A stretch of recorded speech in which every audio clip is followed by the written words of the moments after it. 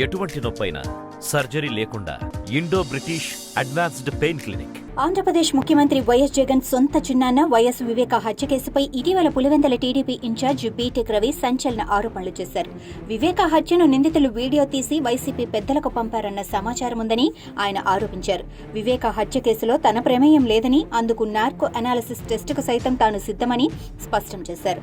అయితే వివేక హత్య కేసులో తన ప్రమేయం లేదని Kadapa MP YS Avinash Reddy narco analysis టెస్టుకు సిద్ధమేనా అంటూ ఆయనకు సూటిగా సవాల్ విసిరారు. ఇక ఈ కేసును సీబీఐ తీసుకుంటే వైఎస్ అవినాష్ రెడ్డి బీజేపీలోకి వెళ్తాడంటూ సీఎం వైఎస్ జగన్ తన సోదరి వైఎస్ వివేక కుమార్తె సునీత రెడ్డికి స్పష్టం చేయటం వాస్తవం కాదా అని బీటెక్ రవి ఈ సందర్భంగా ప్రశ్నించారు. వివేకాను గొడ్డలతో చంపారన్న విషయం హత్య జరిగిన రోజునే వైఎస్ జగన్ కు ఎలా తెలిసిందని బీటెక్ రవి సందేహం వ్యక్తం చేశారు. ఈ కేసులో వైఎస్ జగన్ ప్రమేయం ఉందని, ఆ విషయం త్వరలోనే బహిర్గతమవుతుందని ఆయన పేర్కొన్నారు.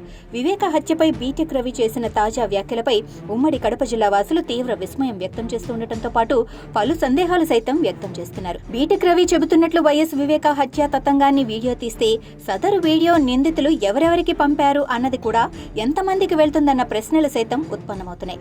అదే కాక Narsapuram MP Raghurama Krishnam Raju arrest episode లో లైవ్ వీడియో కాల్ ఘటన తరహా ఏమైనా వీడియో కాల్స్ సైతం వెళ్లాయా అన్న అనుమానాలు సైతం జిల్లా వాసుల్లో వ్యక్తమవుతున్నట్లు తెలుస్తోంది. ఇక వివేక హత్య జరిగిన నాటి నుంచి నేటి వరకు ఈ కేసు బుల్లితెరలో ప్రసారమయ్యే సస్పెన్స్ క్రైమ్ థ్రిల్లర్ సీరియల్ ను తలపిస్తోందన్న ఓ ప్రచారమైతే ఇప్పటికీ జరుగుతోందని వారు వివరిస్తున్నారు. మరోవైపు ఈ వివేక హత్య కేసులో అప్రూవర్గా మారిన దస్తగిరి సీబీఐ విచారణలో ఈ వీడియో అంశాన్ని తెలియజేశారా లేదా అన్న సందేహం సైతం వ్యక్తమవుతోంది. అదే కాక ఈ హత్య జరిగి రేపో మాపో 5 ఏళ్లు పూర్తి చేసుకుంటున్న వేళ ఈ వీడియో అంశాన్ని టీడీపీ నాయకుడు బీటెక్ రవి తెరపైకి తీసుకురావడం రాజకీయంగా ప్రకంపనలు సృష్టిస్తోందన్న చర్చ సైతం జిల్లాలో సాగుతోంది. ఇక ఈ వీడియో కోసం సీబీఐ అన్వేషణ మొదలుపెట్టిందా లేదా, ఓవేళ ఆ వీడియో సీబీఐ స్వాధీనం చేసుకుంటే వాళ్లకు బెదిరింపులు ఎదురయ్యాయా? అందులో భాగంగానే తొలినాటి నుంచి దస్తగిరి ఈ వీడియో వ్యవహారంపై సైలెంట్ గా ఉన్నారా? అయితే 2019 మార్చి 14 అర్ధరాత్రి లేదా 15వ తేదీ తెల్లవారుజామున పులివెందుల నుంచి లోటస్ పాండ్ కు ఫోన్ కాల్ వెళ్లిందంటూ ఇప్పటికే మీడియాలో కథనాలు బాగా వైరల్ అయినాయి.